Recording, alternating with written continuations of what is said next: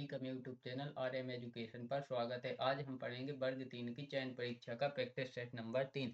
जैसा कि हम इसके जो नया सिलेबस आया 2025 में, इसके बारे में तो हम पहले भी चर्चा कर चुके हैं और ये हमारी एग्जाम डेट है।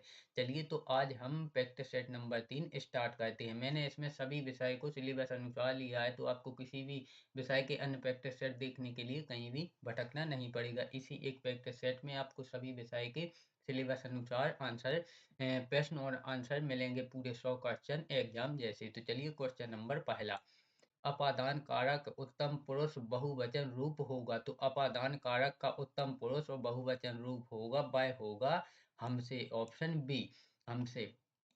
तो इसके आंसर के बारे में अगर विस्तृत देखें तो उत्तम पुरुष अपादान कारक का बहुवचन रूप होगा हमसे, मुझसे। उत्तम पुरुष अपादान अपादान कारक एक वचन, मुझको कर्म कारक उत्तम पुरुष एक वचन तथा हमको उत्तम पुरुष कर्म कारक बहुवचन रूप होगा। अगला क्वेश्चन है क्वेश्चन नंबर 2, निम्न में सर्वनाम शब्द है। तो इसमें जो सर्वनाम शब्द है वह है कौन, ऑप्शन बी।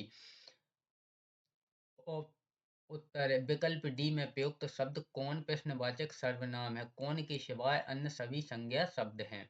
क्वेश्चन नंबर 3, कोई शब्द कोई शब्द में कौन से विशेषण का बोध होता है। तो कोई शब्द में सार्वनामिक विशेषण का बोध होता है, ऑप्शन बी। उत्तर, कोई शब्द में सार्वनामिक विशेषण का बोध होता है।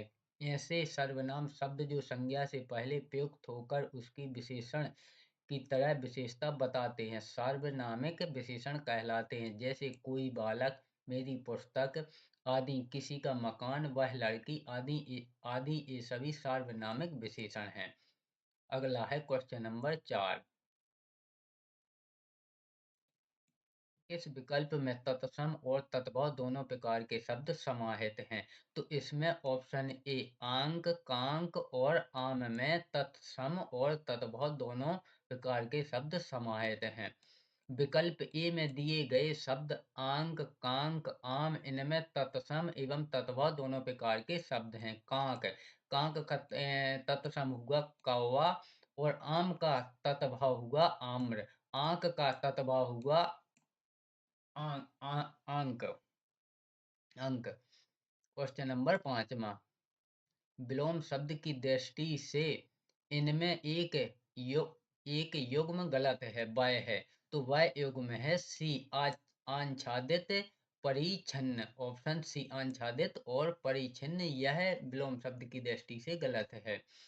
विलोम शब्दों की दृष्टि से आच्छादित परिच्छिन्न गलत युग्म है। आच्छादित का विलोम अनाच्छिद होता है।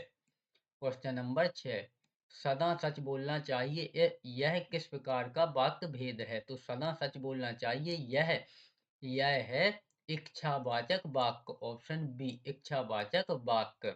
सदा सच बोलना चाहिए वाक्य इच्छावाचक है। जिस वाक्य में संदेह का बोध हो संदेहवाचक कहलाता है। जैसे वह मोहन है कि श्याम है, श्याम है तो यह संदेहवाचक होता है, जबकि सदा सच बोलना वाक्य इच्छावाचक वाक्य है। क्वेश्चन नंबर 7, आंसू पीकर रह जाना मुहावरे का सही अर्थ है। तो आंसू पीकर रह जाना मुहावरे का सही अर्थ है चुपचाप दुख सह लेना, ऑप्शन डी। आंसू पीकर रह जाना मुहावरे का अर्थ है चुपचाप दुख सह लेना। वाक्य प्रयोग, बेटी को विदा करते समय पिता आंसू पीकर रह गया, यह वाक्य प्रयोग हुआ।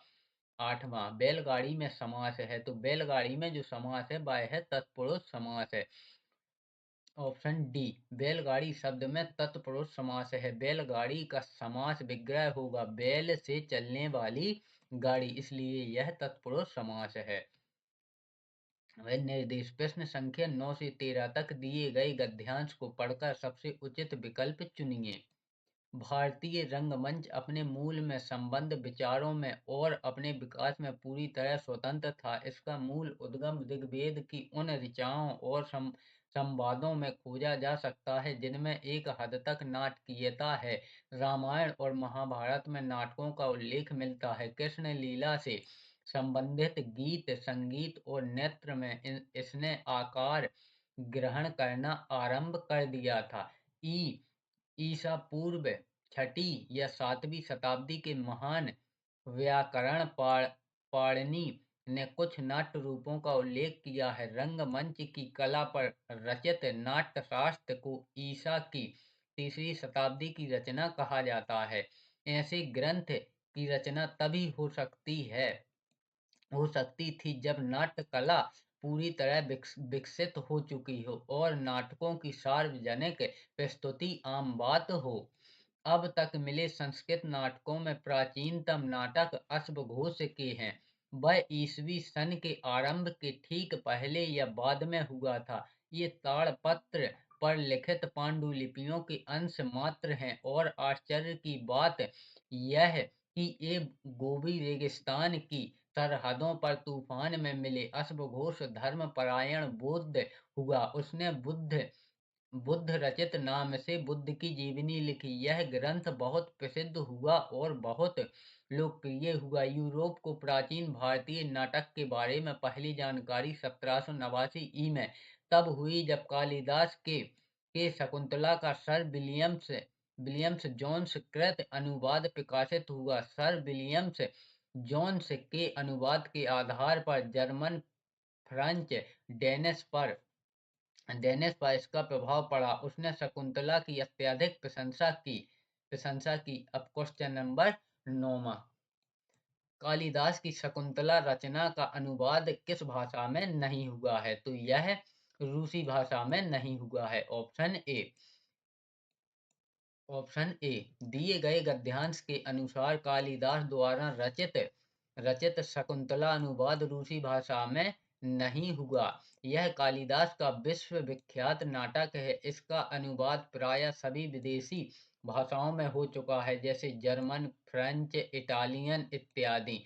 इस नाटक में प्रणय, विवाह, विरह, प्रत्याख्यान तथा पुनर्मिलन की एक सुंदर कहानी समाहित है तथा इसका संबंध राजा दुष्यंत एवं शकुंतला के विवाह की एक सुंदर कहानी से है। क्वेश्चन नंबर 10वां। नाटकों का उल्लेख कहाँ मिलता है? तो नाटकों का जो उल्लेख मिलता है वह मिलता है रामायण और महाभारत में। ऑप्शन ए रामायण और महाभारत में। ऑप्शन ए दिए गए गद्यांश के अनुसार रामायण एवं महाभारत में नाटकों का उल्लेख मिलता है। नाटक शब्द संस्कृत की नट धातु से बना है, जिसका अभिप्राय अभिनय करने से होता है। इसमें अलग अलग पात्रों की अलग अलग भूमिका का वर्णन किया गया है। Question number 11। गद्यांश के आधार पर भारतीय रंगमंच का स्रोत होना चाहिए। तो गद्यांश के आधार पर भारतीय रंगमंच का स्रोत होना चाहिए ऋग्वेद की ऋचाएं।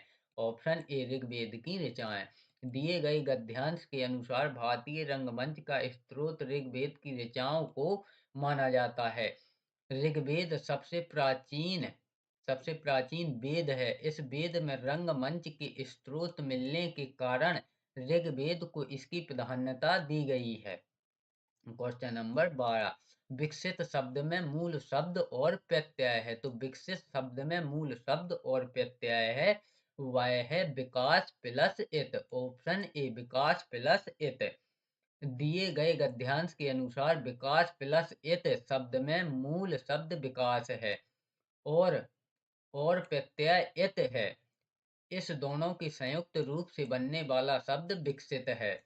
मूल शब्द ऐसे शब्द हैं जो अपना रूप नहीं बदलते। प्रत्यय वे शब्द हैं जो किसी शब्द या धातु के पीछे जुड़कर एक नया अर्थ प्रदान करते हैं। Question number 13। कौन सा शब्द भिन्न है? तो इनमें जो भिन्न शब्द है वह है ऑप्शन डी नाटक। दिए गए गद्यांश के अनुसार नाटक शब्द अन्य से भिन्न की श्रेणी में रखा जाएगा। Question number 14। मात्रा के आधार पर स्वर कितने प्रकार के होते हैं? तो मात्रा के आधार पर स्वर 3 प्रकार के होते हैं। Option B.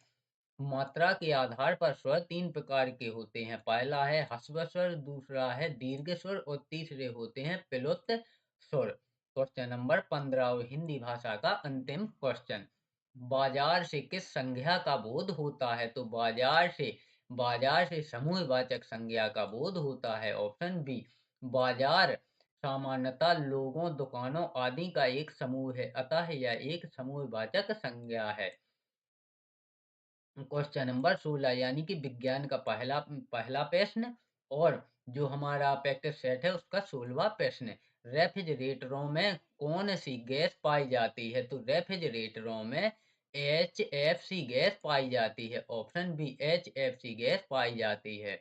अब इसके आंसर का विश्लेषण देखें तो प्राशीतकों में HFC गैस पाई जाती है। प्राशीतकों के रूप में वाष्प वाष्प संपीड़न चक्र में प्रशीतलन एवं वातानुकूलन प्रधान प्रधान को उत्पन्न करने के लिए पिछले 5 से 6 दशकों से बड़े पैमाने पर क्लोरोफ्लोरोकार्बन CFC का प्रयोग किया जाता था। आधुनिक रेफ्रिजरेटरों में HFC 134 ए टेट्रा क्लोरोईथेन नामक प्रशीतक का प्रयोग किया जाता है जो ओजोन परत को हानि हानि नहीं पहुंचाता है। जबकि इससे पहले जो क्लोरोफ्लोरोकार्बन प्रयोग की जाती थी रेफ्रिजरेटरों में वह हानि पहुंचाता था, लेकिन यह HFC हानि नहीं पहुंचाता है। क्वेश्चन नंबर 17 एबीज एबीज गर्म रक्त वाले जीव होते हैं और उनका दिल होता है। एबीज एबीज यानी यहाँ पक्षियों की बात हो रही है।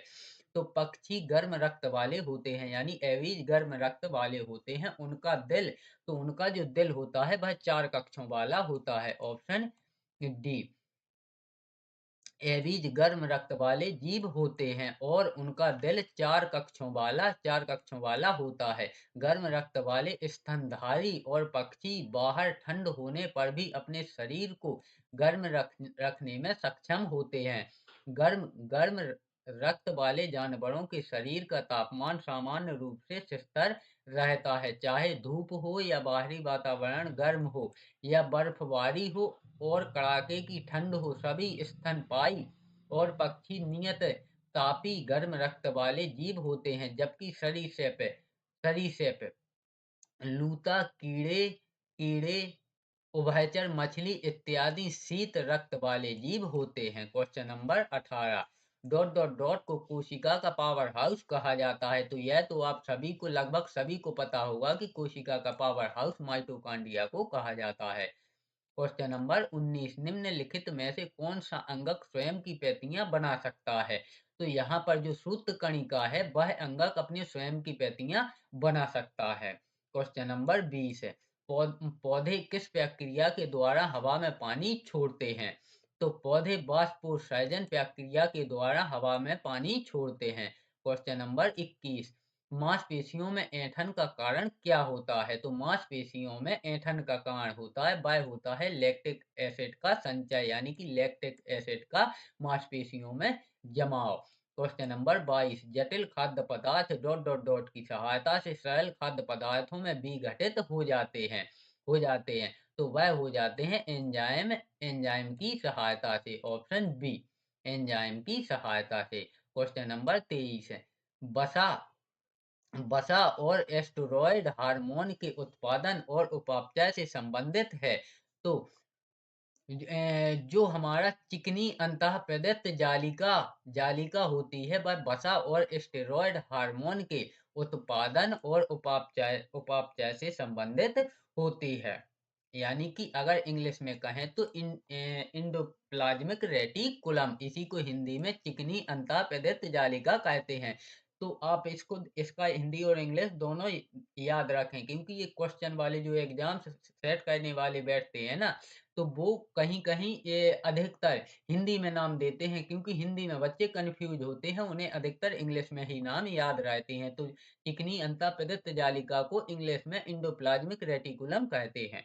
क्वेश्चन नंबर 24 विटामिन और खनिज निम्नलिखित में से किसके लिए सहायक होते हैं? तो विटामिन और खनिज हमारे शरीर में उपापचय अभिक्रियाओं के लिए सहायक होते हैं। ऑप्शन डी क्वेश्चन नंबर 25 निम्नलिखित में से कौन सा संक्रामक रोग का एक उदाहरण है? तो वह है तपेदिक तपेदिक यानी कि टीबी जिसे गांव में तपेदिक कहते हैं। तो यह है टीबी यानी कि ट्यूबरकुलोसिस यह एक संक्रामक रोग है यानी कि यह एक से दूसरे व्यक्ति में फैल सकता है उसी को संक्रामक रोग कहते हैं।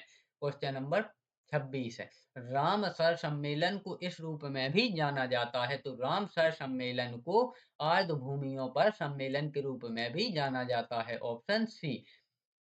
तो ऑप्शन सी, रामसर सम्मेलन को कन्वेंशन ऑन वेटलैंड्स आर्द्र भूमियों पर सम्मेलन के रूप में भी जाना जाता है।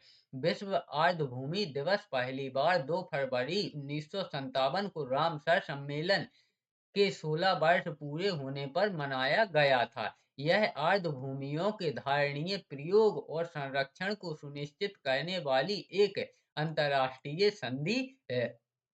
क्वेश्चन नंबर 27 है। अर्थ पावर एक वैश्विक पर्यावरण कार्यक्रम है जिसके द्वारा शुरू किया गया था। तो यह विश्व वन्यजीव कोष द्वारा शुरू किया गया था। Option B.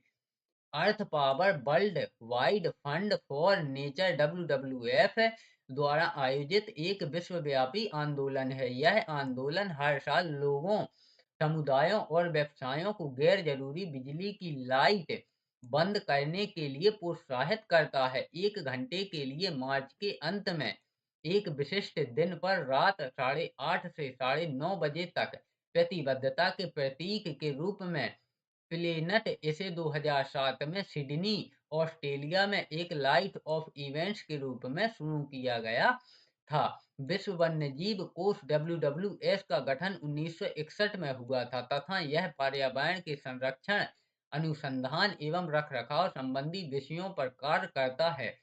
इसका उद्देश्य पृथ्वी पर पर्यावरण के अवनयन को रोकना और एक ऐसे भविष्य का निर्माण करना है जिसमें मनुष्य प्रकृति के साथ सामंजस्य स्थापित कर सके। Question number 28। चार्ज की एसआई यूनिट है, तो चार्ज की जो एसआई यूनिट है वह है कूलाम्ब।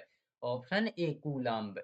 आवेश एक एसआई मात्रक आवेश का एसआई मात्रक कूलाम्ब होता है। एसआई यूनिट एक वैश्विक माप प्रणाली है जिसका व्यापक रूप से तकनीकी और वैज्ञानिक अनुसंधान में उपयोग किया जाता है ताकि इकाइयों के साथ भ्रम को रोका जा सके। इकाइयों की एक सार्वभौमिक प्रणाली होना आवश्यक है क्योंकि यह माप की इकाइयों का मानकीकरण करता है और मात्राओं को समझना आसान हो जाता है। भौतिकी में विभिन्न राशियों को व्यक्त करने के लिए कई एसआई इकाइयों का उपयोग किया जाता है। राशियों को 2 समूहों में वर्गीकृत करना संभव है, अर्थात आधार इकाइयां और व्युत्पन्न इकाइयां। क्वेश्चन नंबर 29 है। वायुमंडलीय दबाव किसके द्वारा मापा जाता है, तो वायुमंडलीय दबाव बैरोमीटर के द्वारा मापा जाता है। Option D. बैरोमीटर एक वैज्ञानिक उपकरण है जिसका प्रयोग मौसम विज्ञान में वायुमंडलीय दाब मापने के लिए किया जाता है। क्योंकि वायुमंडलीय दाब समुद्र तल से अधिक या कम ऊंचाई पर दूरी के साथ परिवर्तित होता है, इसलिए बैरोमीटर का प्रयोग ऊंचाई मापने के लिए भी किया जा सकता है। वायु दाब को मापने के लिए बैरोमीटर में पानी, हवा अथवा पारा का प्रयोग किया जाता है। इसका आविष्कार इव, इव, इवहान गैपिस्टा टोरिसेली ने 1643 में किया था। सिस्मोमीटर भूकंपीय तरंगों की तीव्रता मापता है। जो भूकंप तरंगें होती हैं उसे सिस्मोमीटर द्वारा मापा जाता है। और गैल्वेनोमीटर से विद्युत धारा का पता लगाया जाता है। क्वेश्चन नंबर 30 है। High speed magnetic levitation maglev 10 किस तकनीकी पर आधारित है, तो यह है अति चालकता की तकनीकी पर। ऑप्शन ए अति चालकता। उच्च गति वाली चुंबकीय उत्तोलन ट्रेनें अति चालकता पर आधारित होती हैं। ऐसे पदार्थ या धातु जिनमें एक निश्चित ताप पर प्रतिरोधकता का मान बहुत तेजी से घटता है और शून्य हो जाता है, इन पदार्थों या धातुओं को अति चालक पदार्थ या धातु कहते हैं तथा इनके इस गुण को अति चालकता कहते हैं। अति अति चालक पदार्थ चुंबकीय परिलक्षण का भी प्रभाव प्रदर्शित करते हैं। इन सब का ताप विद्युत बल शून्य होता है और थॉमसन गुणांक बराबर होता है। क्वेश्चन नंबर 31 है। निम्नलिखित में से कौन सा आवर्ती गति का उदाहरण नहीं है? तो इसमें जो एक लुढ़कती गेंद है यह आवर्ती गति का उदाहरण नहीं है। एक लुढ़कती गेंद आवर्ती गति का उदाहरण नहीं है। सूर्य के चारों ओर किसी ग्रह की गति आवर्ती गति होती है, किंतु किंतु आवर्ती गति नहीं होती है। शैल आवर्ती गति वह गति है जिसमें कोई वस्तु माध्य स्थिति के परितः एक ही रेखा पर आगे पीछे होती है। क्वेश्चन नंबर 32 है, निम्नलिखित में से कौन सी तरंगें सामान्य टीवी रिमोट कंट्रोल द्वारा उपयोग की जाती हैं? तो यह की जाती हैं अवरक्त तरंगें, ऑप्शन सी। अवरक्त तरंगें, ऑप्शन सी। अवरक्त तरंगें सामान्य टीवी रिमोट कंट्रोल द्वारा प्रयोग की जाती हैं। अवरक्त किरणें वह विद्युत चुम्बकीय विकिरण है जिसका तरंगदैर्घ्य प्रत्यक्ष प्रकाश से बड़ा हो एवं सूक्ष्म तरंग से कम हो। इसका तरंगदैर्घ्य 750 mm से 1 mm के बीच हो सकता है। क्वेश्चन नंबर 33, वायुयान की गति और ध्वनि की गति के अनुपात को क्या कहते हैं? तो वायुयान की गति और ध्वनि की गति के अनुपात को मेक संख्या कहते हैं, ऑप्शन ए। वायुयान की चाल को मेक संख्या में मापा जाता है। यदि एक मेक संख्या का मान यदि मेक संख्या का मान 1 है तो इसका अर्थ है पिंड की चाल ध्वनि की चाल के बराबर है। किसी माध्यम में किसी पिंड की चाल तथा उसी माध्यम में ताप व दाब की उन्हीं परिस्थितियों में ध्वनि की चाल के अनुपात को उस वस्तु की उस माध्यम में मेक संख्या कहते हैं। जेम जेम यह भारत सरकार द्वारा जब जन धन आधार मोबाइल के लिए संक्षिप्त टीनीटी सरकारी सब्सिडी के रिसाव को रोकने के लिए भारतीयों के जन धन खाते मोबाइल नंबरों और आधार को जोड़ने के लिए भारत सरकार की पहल को संदर्भित करता है। फ्लाई संख्या का अर्थ फ्लाइट टिकट से पर अपनी फ्लाइट का नंबर नंबर पता कर सकते हैं। चेक इन पॉइंट और गेट खोजने के लिए आपको हवाई अड्डे पर इसकी आवश्यकता होगी। तो जैसा कि हमने इसके सभी सभी पॉइंटों को विस्तार से देखा। चलिए अगला देखते हैं, क्वेश्चन नंबर 34वां। किसी वस्तु का द्रव्यमान और उत्पन्न त्वरण का गुणनफल उस पर लगने वाले डॉट डॉट डॉट के बराबर होता है, तो उस पर लगने वाले बल के बराबर होता है, ऑप्शन ए। क्वेश्चन नंबर 35, किसी वस्तु को किसी अक्ष के परितः घुमाने वाले बल के माप को क्या कहा जाता है? तो उसे कहा जाता है बलाघूर्ण, यानी कि बल आघूर्ण, ऑप्शन डी। ऑप्शन डी के अनुसार किसी वस्तु पर आरोपित बल F उस वस्तु के द्रव्यमान तथा उसमें बल की दिशा में उत्पन्न त्वरण के गुणनफल के बराबर होता है। हम इसे निम्न सूत्र से व्यक्त कर सकते हैं। तो F बराबर m गुणे a, या बल बराबर द्रव्यमान गुणे त्वरण। क्वेश्चन नंबर 36, जेट इंजन किस सिद्धांत पर कार्य करता है? तो जेट इंजन रेखीय संवेग के संरक्षण पर कार्य करता है, ऑप्शन बी। क्वेश्चन नंबर 37 है, कपड़े धोने की मशीन किस सिद्धांत पर कार्य करती है? तो कपड़े धोने की मशीन अपकेंद्रीकरण बल के सिद्धांत पर कार्य करती है, ऑप्शन डी। क्वेश्चन नंबर 38 है, एक पदार्थ के एक मोल में मौजूद परमाणुओं या अणुओं या आयनों की संख्या को डॉट डॉट डॉट कहा जाता है, तो इसे कहा जाता है एवोगाद्रो संख्या, ऑप्शन सी। एवोगाद्रो संख्या, ऑप्शन सी। किसी पदार्थ के एक मोल में मौजूद परमाणुओं या अणुओं या आयनों की संख्या को एवोगाद्रो संख्या कहते हैं। इसकी एसआई इकाई व्युत्पन्न मोल है और इसे एन बराबर 6.0221476 गुणे 10 की घाते 23, यहाँ पर 10 की घात 23 होगा, 10 की घाते 23 मोल के रूप में परिभाषित किया जाता है। इसका नाम इतालवी वैज्ञानिक एमेडियो एवोगाद्रो के नाम पर रखा गया है। परमाणु क्रमांक किसी परमाणु में मौजूद इलेक्ट्रॉनों की संख्या को परमाणु क्रमांक कहते हैं। परमाणु भार किसी परमाणु में मौजूद न्यूट्रॉन और प्रोटॉन की संख्या के योग को परमाणु भार कहते हैं। क्वेश्चन नंबर 39, निम्नलिखित में से कौन सा ऊर्ध्वपातन कर सकता है? तो इसमें जो अमोनियम क्लोराइड है वह ऊर्ध्वपातन कर सकता है। ऑप्शन सी, अमोनियम क्लोराइड ऊर्ध्वपातन कर सकता है, क्योंकि अमोनियम क्लोराइड के ऊर्ध्वपातन के दौरान द्रव अवस्था में बदले बिना ठोस अवस्था से गैसीय अवस्था में सीधा सीधा परिवर्तन होता है। ऊर्ध्वपातन एक भौतिक रासायनिक प्रक्रिया है। इस पूरी प्रक्रिया के दौरान पदार्थ की अवस्था किसी मध्यवर्ती द्रव अवस्था में परिवर्तित नहीं होती है। सामान्यतः ठोस पदार्थों को गर्म करने पर वे द्रव अवस्था में परिवर्तित होते हैं और उसके पश्चात गैसीय अवस्था में। लेकिन कुछ ठोस पदार्थ ऐसे हैं जिन्हें गर्म किए जाने पर वे द्रव अवस्था में ना बदलकर सीधे भाप में बदल जाते हैं और भाप को ठंडा किए जाने पर पुनः ठोस अवस्था में परिवर्तित हो जाते हैं। क्वेश्चन नंबर 40, गैल्वेनाइजेशन लोहे पर की एक पतली परत को करके उसे जंग से बचाने की एक विधि है। तो वह है ऑप्शन डी, जस्ता। ऑप्शन डी यानी कि जस्ता की कोटिंग करना गैल्वेनाइजेशन है। गैल्वेनाइजेशन लोहे पर जस्ता जिंक की एक पतली परत की कोटिंग करके उसे जंग से बचाने की एक विधि है। क्वेश्चन नंबर 41, निम्नलिखित में से किसकी परमाणु त्रिज्या सबसे बड़ी है? तो इसमें जो आयोडीन है उसकी परमाणु त्रिज्या सबसे बड़ी है।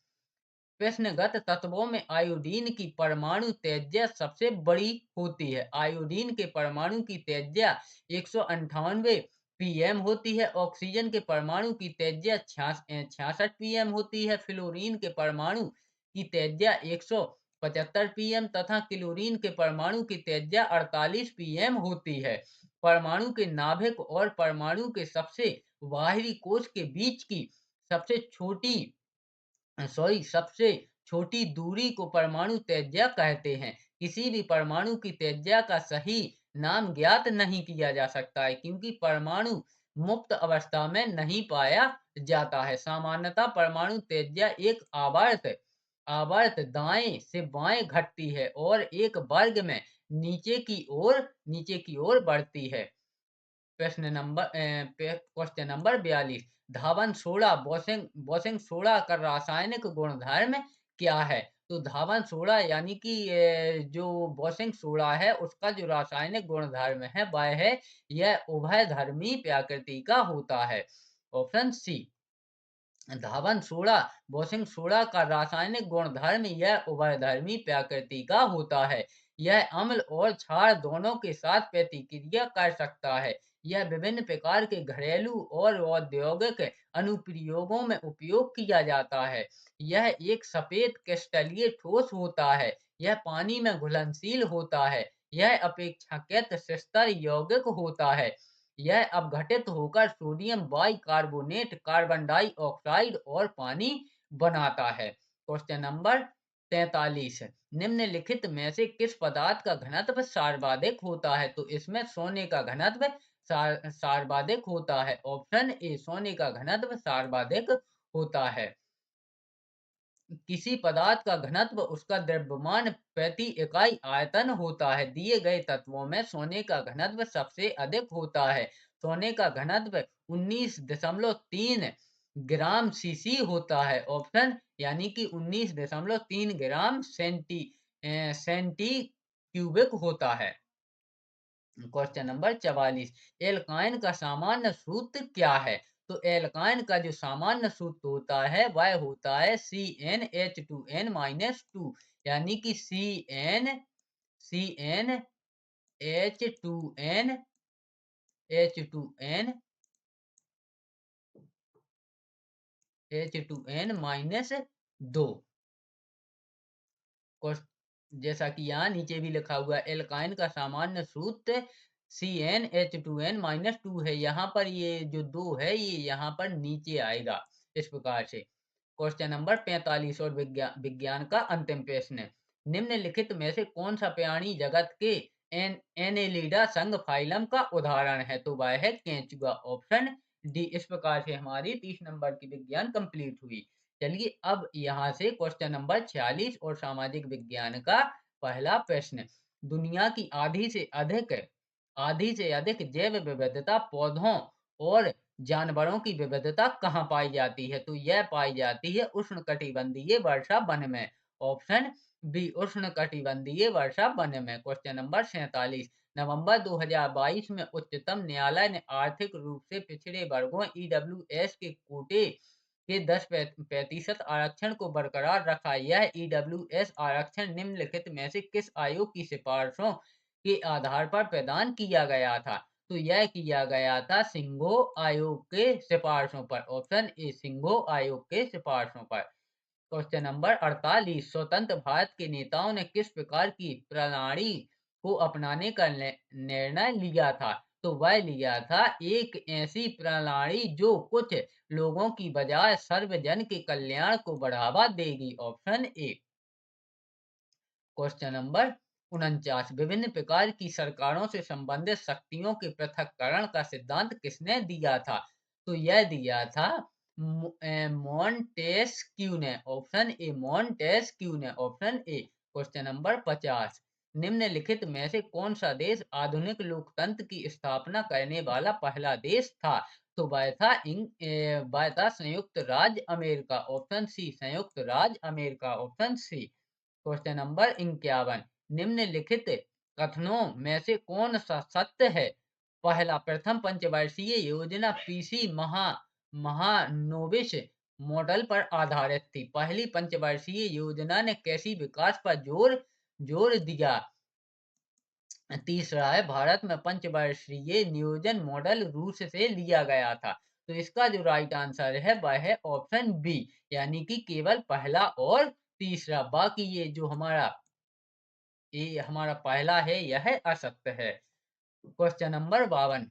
भारत की निम्नलिखित में से कौन सी वित्तीय संस्था निवेशकों के हितों की रक्षा करती है और शेयर बाजार के मध्य मध्यस्थों के कामकाज को सुगम बनाती है? तो यह भारतीय प्रतिभूति और विनिमय बोर्ड। भारतीय प्रतिभूति और विनिमय बोर्ड सेबी भारत की सबसे उपयुक्त वित्तीय संस्था है जो निवेशकों के हितों की रक्षा करती है और शेयर बाजार के मध्यस्थों के कामकाज को सुगम बनाती है। सेबी सेबी भारत की स्वायत्त विनियामक संस्था है जो पूंजी बाजारों को विनियमित करती है। सेबी निवेशकों के हितों की रक्षा के लिए कई उपाय करता है, जिसमें निवेशकों को शिक्षित करना, प्रतिभूतियों के लिए जानकारी प्रदान करना और धोखाधड़ी और अनियमितताओं को रोकने के लिए उपाय करना शामिल है। सेबी शेयर बाजार के मध्यस्थों के कामकाज को सुगम बनाने के लिए भी काम करता है, जिसमें नियामक प्रावधानों को लागू करना और मध्यस्थों को लाइसेंस और पंजीकरण देना शामिल है। Question number 53।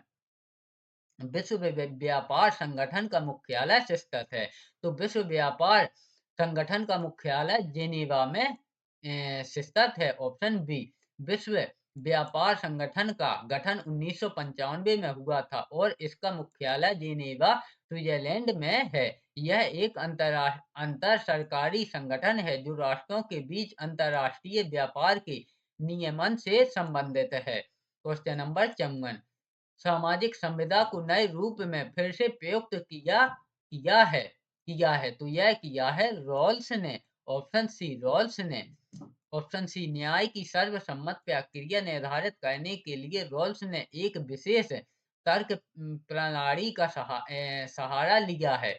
सामाजिक अनुबंध की तर्क प्रणाली का अनुसरण करते हुए रॉल्स ने एक काल्पनिक युक्ति का प्रयोग किया है। Question number 55। 1791 के संविधान में महिलाएं क्यों असंतुष्ट थीं? वह इसलिए असंतुष्ट थीं क्योंकि उन्हें निष्क्रिय नागरिक का दर्जा दिया गया था। Option B. Question number 56। Bolshevik समर्थक समाजवादी दलों का एक अंतर्राष्ट्रीय संघ है तो यह है Comintern. Option A Comintern. Option A. Question number 57। 19वीं सदी में किस देश में उद्योगपतियों द्वारा मशीनों के प्रयोग को पसंद किया जाता था? तो वह किया जाता था अमेरिका में, ऑप्शन डी अमेरिका में।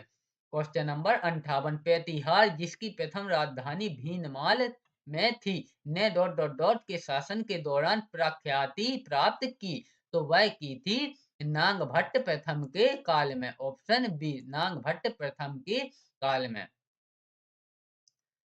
प्रतिहार जिसकी प्रथम राजधानी भीनमाल थी, नागभट्ट प्रथम के शासनकाल के दौरान ख्याति प्राप्त की। नागभट्ट प्रथम को प्रतिहार वंश का वास्तविक संस्थापक माना जाता है। वह एक शक्तिशाली शासक था जिसने अरबों को सिंध से आगे बढ़ने को रोक दिया था। क्वेश्चन नंबर 59, शिवाजी के शासनकाल में निम्नलिखित में से कौन सा कर वसूल किया जाता था? तो वह कर वसूल किया जाता था सरदेशमुखी, ऑप्शन ए सरदेशमुखी। शिवाजी के शासनकाल में सरदेशमुखी कर वसूल किया जाता था। सरदेशमुखी जो एक तरह का सैनिक कर था जिसे अनाज के रूप में वसूला जाता था। एक प्रकार से यह मराठा प्रमुख होने के कारण वसूला जाता था। क्वेश्चन नंबर 60, जलियांवाला बाग हत्याकांड 13 अप्रैल 1919 के उत्तर प्रभाव के रूप में निम्नलिखित में से कौन सी घटना घटित हुई थी? तो यह हुई थी ब्रिटिश सरकार द्वारा हंटर आयोग की नियुक्ति, ऑप्शन ऑप्शन डी ब्रिटिश सरकार द्वारा हंटर आयोग की नियुक्ति। जलियांवाला बाग हत्याकांड 13 अप्रैल 1919 के उत्तर प्रभाव के रूप में ब्रिटिश सरकार द्वारा हंटर आयोग की नियुक्ति की गई। जलियांवाला बाग हत्याकांड भारतीय त्योहार बैसाखी के दौरान अमृतसर, पंजाब में हुआ था। रॉलेट एक्ट के विरोध में जलियांवाला बाग में जब लोग इकट्ठे हुए थे, तब यह हत्याकांड ब्रिटिश हुकूमत द्वारा प्रायोजित किया गया था। ब्रिटिश अधिकारी जनरल रेजिनाल्ड डायर ने निहत्थे भारतीय नागरिकों की भीड़ पर गोलीबारी करने के लिए ब्रिटिश भारतीय सेना के सैनिकों को आदेश दिया। ऊधम सिंह ने हत्याकांड का बदला लेने के लिए इंग्लैंड में माइकल ओ डायर की हत्या कर दी थी। रविंद्रनाथ टैगोर ने नरसंहार के विरोध में अपनी अपनी नाइटहुड की पदवी को त्याग दिया था। क्वेश्चन नंबर 61, भारत में औपनिवेशिक शासनकाल में लॉर्ड मैकाले द्वारा निम्नलिखित में से किस क्षेत्र के लिए अधोमुखी निस्पंदन दृष्टिकोण का समर्थन किया गया था? तो यह किया गया था, शिक्षा का समर्थन किया गया था। भारत में औपनिवेशिक शासनकाल में लॉर्ड मैकाले द्वारा शिक्षा के क्षेत्र के लिए अधोमुखी निस्पंदन दृष्टिकोण का समर्थन किया गया था। अंग्रेजी भाषा को भारत की सरकारी भाषा तथा शिक्षा का माध्यम और यूरोपीय साहित्य, दर्शन तथा विज्ञान को भारतीय शिक्षा का लक्ष्य बनाने में इसका बड़ा हाथ था। क्वेश्चन नंबर 62, भाखड़ा बांध का निर्माण निम्नलिखित में से किस नदी पर हुआ है? तो भाखड़ा बांध का निर्माण सतलुज नदी पर हुआ है, ऑप्शन ए। भाखड़ा बांध का निर्माण सतलुज नदी पर हुआ है। यह हिमाचल प्रदेश के बिलासपुर जिले में स्थित है। यह भारत के सबसे बड़े बांधों में से एक है। यह बहुउद्देशीय परियोजना है जिसका उपयोग सिंचाई और बिजली उत्पादन के लिए किया जाता है। इसी के साथ सतलुज नदी पर ही नांगल बांध स्थित है, जो भाखड़ा बांध के साथ मिलकर भाखड़ा नांगल परियोजना का हिस्सा है। क्वेश्चन नंबर 63, निम्नलिखित में से कौन सा विकल्प ऊर्जा के वाणिज्यिक स्रोतों में से एक नहीं है? तो वह है ईंधन की लकड़ी, ऑप्शन ए ईंधन की लकड़ी। क्वेश्चन नंबर 64, तरंग कटाव से बनने वाली भूमि को क्या कहते हैं? तो तरंग कटाव से बनने वाली भूमि को गुफा कहते हैं, ऑप्शन सी गुफा कहते हैं। यहाँ पर थोड़े से ऑप्शन मिस्टेक हो गए हैं, तो उसके लिए माफी चाहता हूँ। तो इसका जो राइट आंसर है वह है ऑप्शन सी गुफा। आप तो शब्द पर ध्यान दें। तरंग कटाव से बनने वाली भूमि को एक गुफा कहा जाता है। यह सागरीय तरंगों के निक्षेपण एवं अपरदन द्वारा बनती है, जिससे चट्टानों का कटाव होता है और गुफा जैसी आकृतियों आकृतियों का निर्माण होता है। इनका निर्माण समुद्र के किनारे पर होता है। Question number 65। पानी को एक स्थान से दूसरे स्थान तक पहुंचाने के लिए दूर वाले स्थान पर पानी वितरित करने में उपयोग की जाने वाली कुछ मानव निर्मित संरचनाओं को कहा जाता है। तो इसे जाता है जल सेतु। ऑप्शन बी, जल सेतु। पानी को एक स्थान से दूसरे स्थान तक पहुंचाने के लिए दूर वाले स्थान पर पानी वितरित करने में उपयोग की जाने वाली कुछ मानव निर्मित संरचनाओं को जल सेतु कहा जाता है। यह एक मानव निर्मित चैनल, पुल या पाइपलाइन प्रणाली है जिसका उपयोग उपयोग पानी को एक स्थान से दूसरे स्थान तक अक्सर लंबी दूरी पर ले जाने के लिए किया जाता है। इस प्रकार से हमारे सामाजिक के भी 20 क्वेश्चन कंप्लीट हुए।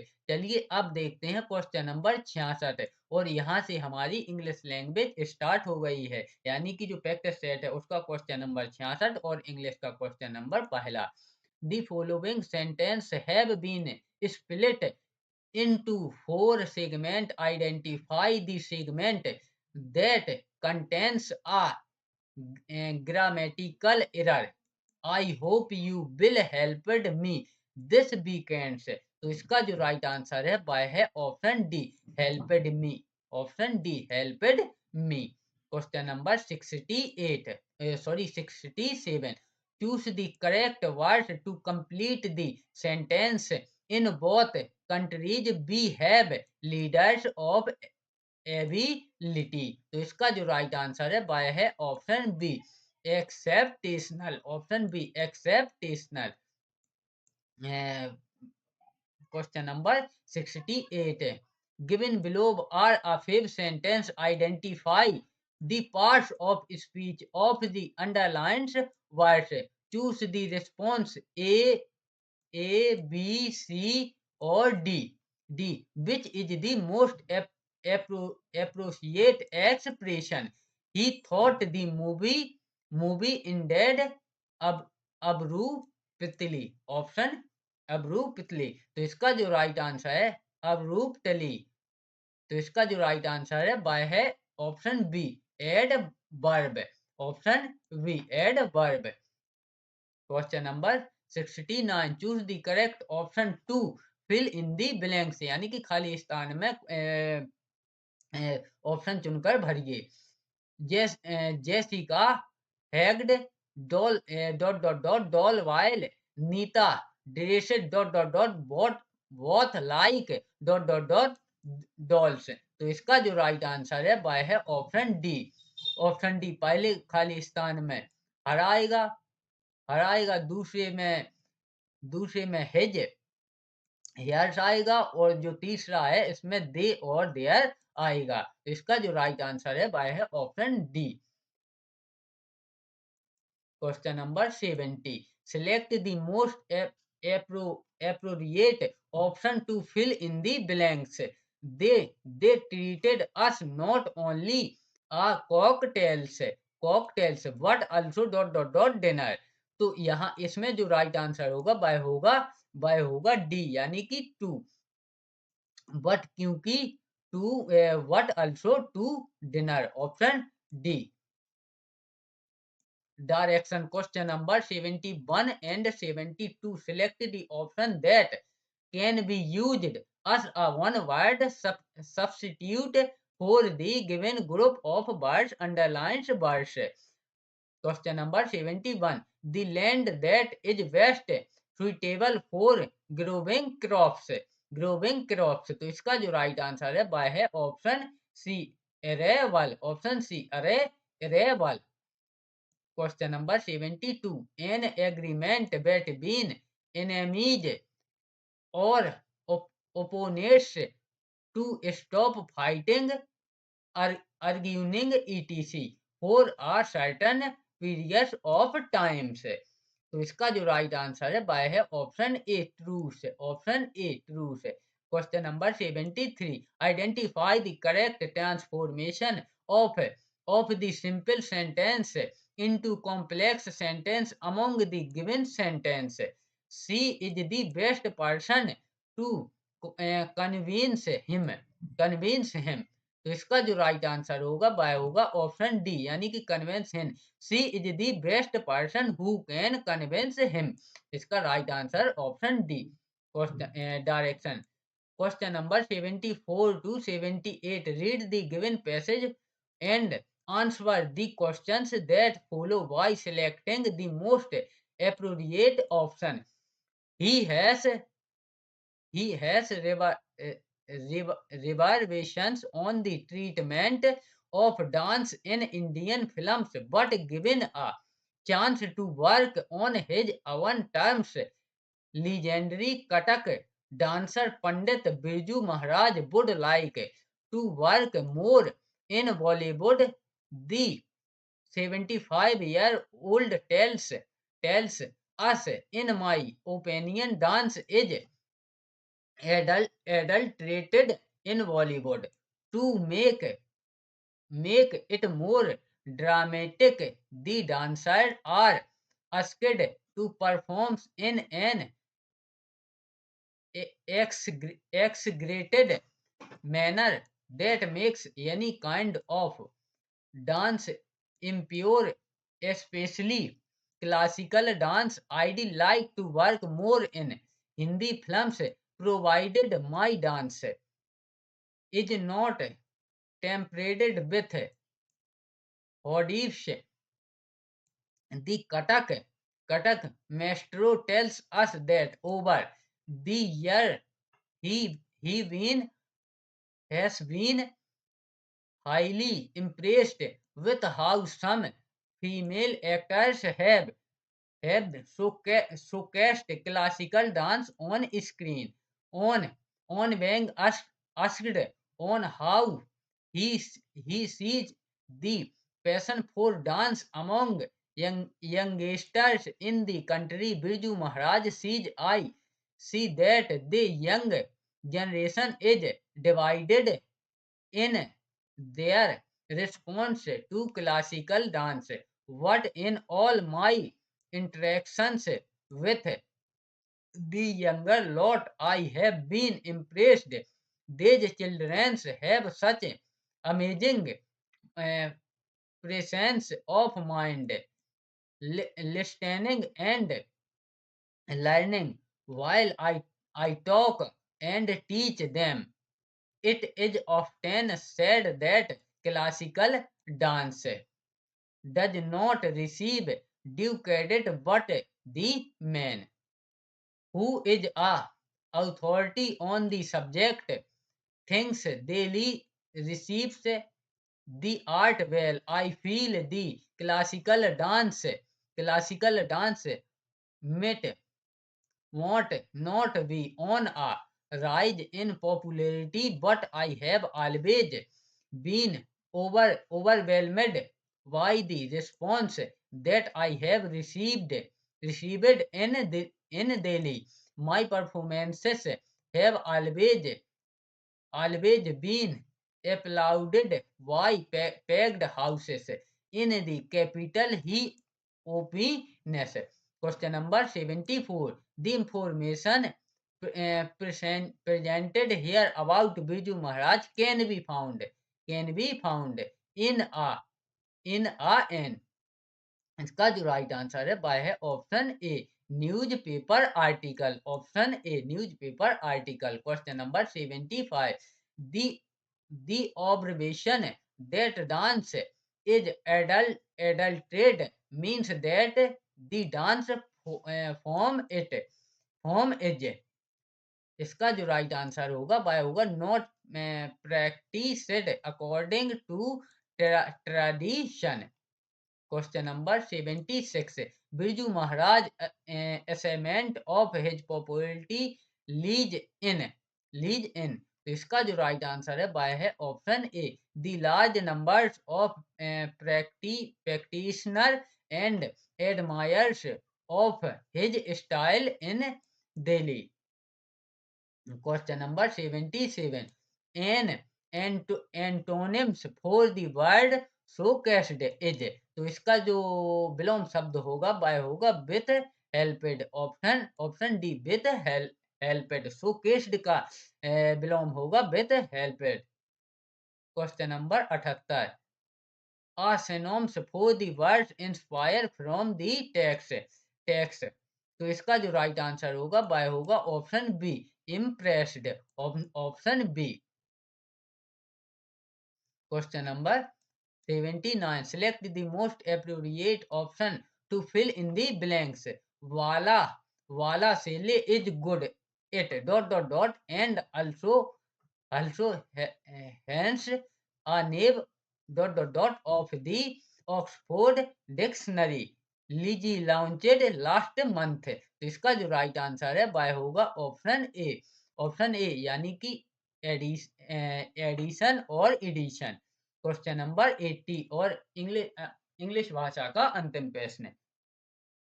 Select the most appropriate option that sons can substitute the underlined bracket segment in the given sentence। This secret will remain between you and I। तो इसका जो आंसर होगा वह होगा between you and me। यहाँ पर जो I है यहाँ पर me आएगा, between you and me।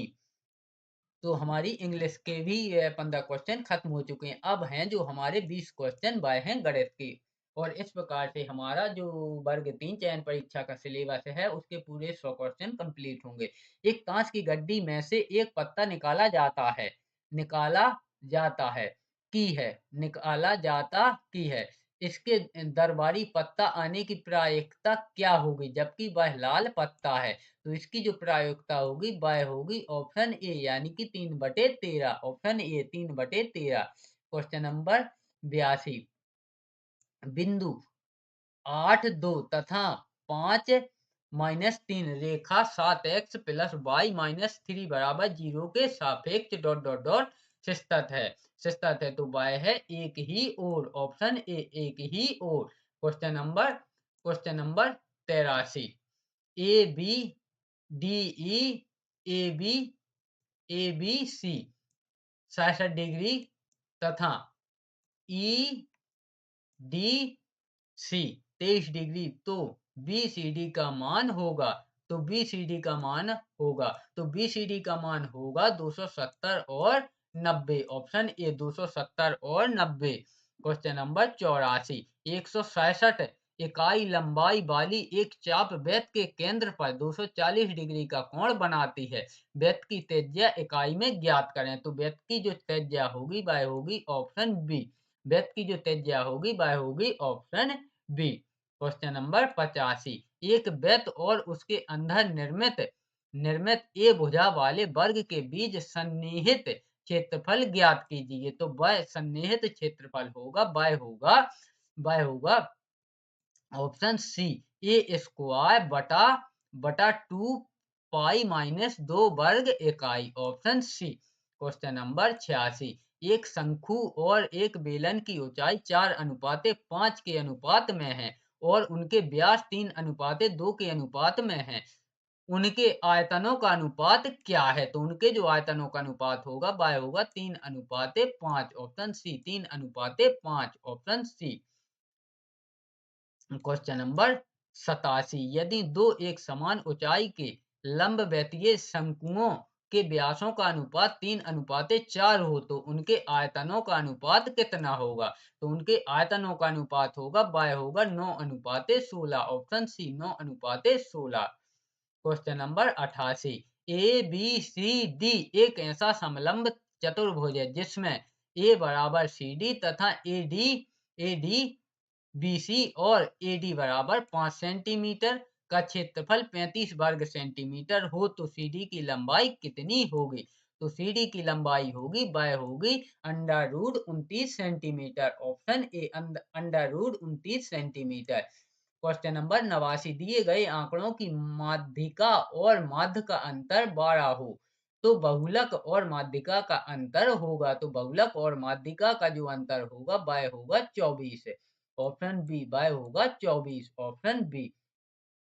Question number 90, यदि A अनुपाते बी प्लस सी बराबर 1:3 और सी अनुपाते ए प्लस बी बराबर 5:7 है। तो बी अनुपाते बराबर सी प्लस ए का मान ज्ञात करें। तो सी प्लस ए का मान होगा 1:2, option B 1:2, option B. Question number 91, तीन संख्याओं का योग 204 है। पहली संख्या एवं तीसरी संख्या का अनुपात 4:5 है 5 है, जबकि दूसरी एवं तीसरी संख्या का अनुपात 3:4 है। तो दूसरी संख्या ज्ञात करें। तो यहाँ जो दूसरी संख्या होगी वह होगी 60, option C, option C. Question number 92, 3011 गुणे 3012 से कौन सा न्यूनतम धन पूर्णांक घटाया जाए कि शेषफल पूर्ण वर्ग हो। तो इससे ऑप्शन डी 3012 घटाने पर शेषफल पूर्ण वर्ग होगा। क्वेश्चन नंबर 93, यदि 3x प्लस वाई बराबर 81, 81 x माइनस जेड बराबर 3 है, तो x का मान ज्ञात करो। तो x का मान जो होगा वह होगा option C 17/8, option C 17/8।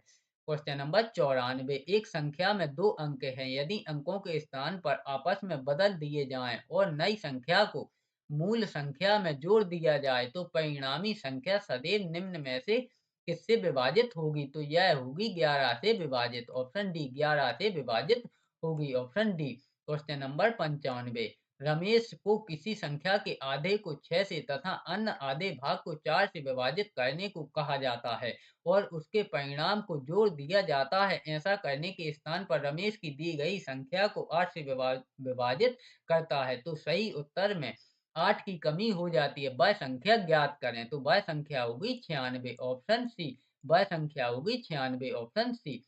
Question number 96, एक दूध वाले के पास एक कैन में 70 लीटर दूध है तथा दूसरी कैन में 45 लीटर दूध है। उसके पात्र की अधिकतम दक्षता क्या होगी जो दोनों कैनों के दूध की मात्रा को माप सके। तो वह होगी 15 लीटर, ऑप्शन सी, वह होगी 15 लीटर, ऑप्शन सी।